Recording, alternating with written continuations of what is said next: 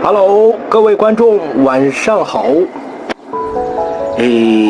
昨天的话，我好像是讲的是那个，还是关于感冒、流鼻涕、咳嗽那个。关于流鼻涕的话，给大家分享的，鼻涕不通时的迎香穴和防止流鼻涕的时候的话，热敷大椎，当然都是我用的方法。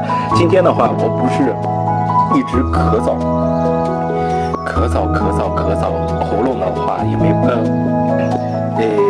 嗽一直也没停嘛。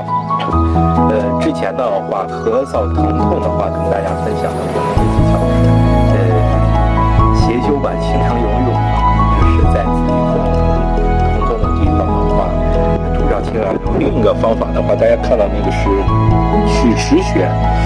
曲池穴的话，就是在咱们胳膊肘上，对，胳膊肘的。等一下，让我来，胳膊肘凹进去正中间的这个外侧，这个就是曲池穴。然后我们邪修的按摩器顶着这个曲池穴。